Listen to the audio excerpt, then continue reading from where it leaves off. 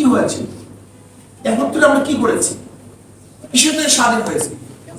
আমরা পাকিস্তান থেকে আলাদা হয়েছি। স্বাধীন হয়েছিলাম 47-এ, আর আলাদা হয়েছি এখন। আমি মনে করি 47-এ যদি ভারত থেকে আমরা আলাদা না হতাম, স্বাধীন না হতাম, কিয়ামত পর্যন্ত আন্দোলন করতে পারতেন, কিন্তু লাল সবুজের পতাকা উত্তোলন করতে পারতেন কিয়ামত পর্যন্ত। আপনি দেখেন না যে কাশ্মীর একসময় মুসলমান হিসেবে স্বাধীন ছিল, কাশ্মীর, এবং সেখানে 98-99% মুসলমান ছিল, কিন্তু আজকে তারা স্বাধীনতা মানে, তার পরাধীনতা আজকে সেখানে ভারত দখল করে রয়েছে। পাঞ্জাবের অবস্থা আমরা দেখেন, হায়দ্রাবাদের অবস্থা দেখেন, এগুলো সব স্বাধীন রাষ্ট্র ছিল, কিন্তু পরবর্তীতে ভারত দখল করেছে। যদি 47-এ আমরা আলাদা না হতাম, কিয়ামত পর্যন্ত আন্দোলন করতে পারতেন, কিন্তু স্বাধীনতা অর্জন হয়। আজকে বৈশাখীর নাম কি করছে? আজকে বিভিন্ন আদর্শ নিয়ে আসছে। যাই হোক, আমি মনে করি যে আমাদের প্রত্যেকের মাথার মধ্যে রাখা দরকার একজন মুসলমান। আমি মুসলমান হিসাবে যদি আমাকে পরিচয় দিই, তাহলে এদের স্বাধীন হবে। আর মুসলমান হিসাবে পরিচয় না দেন, আমেরিকা দখল করবে কতক্ষণ, চীন তাদের থিওরি নিয়ে আসবে, কত রাশিয়া তাদের থিওরি নিয়ে আসবে, আর ভারত তো তার আদর্শ বাস্তবায়নের চেষ্টা চলছে। কিন্তু আমি যখন মুসলমান থাকবো, ভারত আমাকে এখানে কোন অবস্থাতেই স্থান করতে পারবে না।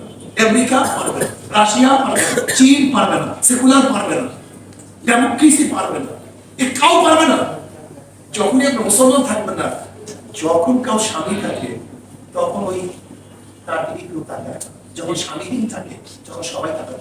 এটা নিয়ম, এটা সমাজের একটা কথা বললাম। আপনি যখন নিজের আদর্শ লালন করবেন, আপনার দিকে কেউ তাকাবে। যখন আদর্শ লালন করবেন না, প্রত্যেক আদর্শ স্থাপন করার চেষ্টা তারা করবেই করবে। আপনি যখন বলবেন মুসলমান, আপনি ওখানে যেয়ে না আপনি কি ভেবেছেন ভারতের মধ্য থেকে আমাদের যে কাঁটা তারার চেহারা, এটাই কি আমাদের বহু পার্থক্য? এটি কি না পার্থক্য দেশের? না, কাঁটা তারার দ্বারা তুলে দেওয়া 1 মিনিট সময় লাগে, তুলে দিতে 1 মিনিট সময় লাগে। আমাদের কি পার্থক্য কি জানি? ভারতের সাথে আমাদের বিশাল আমরা সংশ্লিষ্ট মুসলমান, এইটি হলো বড় পার্থক্য। এই জন্য আমরা চিন্তা করতেছি মুসলমানদেরকে যতক্ষণ পর্যন্ত ধ্বংস না করা যাবে, যাদের চেতনাকে নষ্ট না করা যাবে, ততদিন পর্যন্ত এই দেশকে দখল করা সম্ভব না। এই জন্য ওদের মূল টার্গেট হলো আমাদের চেতনাকে নষ্ট করা। যাই হোক, 71-এ ভেবেছিলাম আমরা স্বাধীন, আমরা মুক্ত, কিন্তু 75-এর পর হতে আজ পর্যন্ত যারাই 71-এর পর থেকে আজ পর্যন্ত যারাই শাসন করেছে, এরা আমাদের ইসলামকে নিয়ে কেউ চিন্তা করে নেই, ভাবনা করে।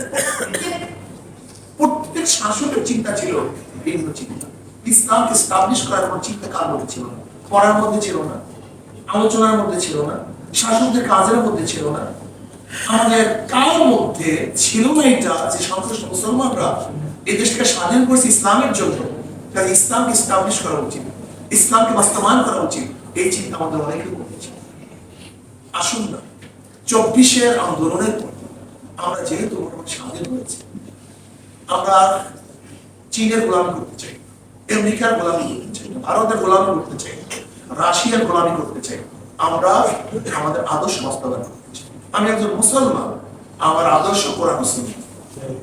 যদি একজন সেকুলার, একজন নাস্তিক, একজন বামপন্থী, তারা তাদের আদর্শ বুক ফুলিয়ে বলতে পারে, আপনি মুসলমান হিসাবে আপনার আদর্শ বুক ফুলিয়ে বলতে পারেন না, আপনার মাথা হিসেবে আমাকে বলুন আপনার মাথা হিসেবে এর কারণটা কি? আমরা সব জায়গায় মিশ্র হয়ে যাই। আচ্ছা দেখেন তো, কোন হিন্দু পণ্ডিত কি ঈদের সময় এসে বলছে এটা আমাদের পূজা, আমাদের এইটা, আমাদের সেটা বলছে কেউ? কিন্তু আমরা দেখবে দুর্গা পূজার সময় আমরা মুসলমান তাদের আদর্শ বিকিয়ে দিয়ে সব কিছু উৎসর্গ করে দিয়ে মনে হয় এটা মিশ্র হয়েছে। এই মিশ্র হওয়ার নাম কি? স্বাধীনতা।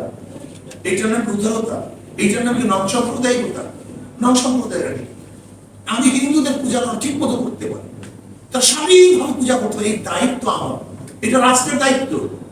আমি গিয়ে সেখানে পূজা করবো, এটা রাষ্ট্রের দায়িত্ব না। এটা আমি কেন বুঝতেছেন? আমি পালন করবো, এটা আমার দায়িত্ব, কিন্তু সবাই কি পালন করতে হবে এটার নাম উদাহরণ হিসেবে নন সাম্প্রদায়িকতা। এটা আপনাকে কে শিখিয়েছে? এগুলো ঠিক না। যারা দেবীকে বিশ্বাস করে তারা দেবীকে নিয়ে আলোচনা করে এবং আলোচনা করতে পারে, এই স্বাধীনতা দেওয়ার নাম হলো রাষ্ট্রের কাজ। কিন্তু আপনি গিয়ে দেবীকে একেবারে নিজের খোদা বানায় ফেলাবেন, এটা রাষ্ট্রের কাজ না।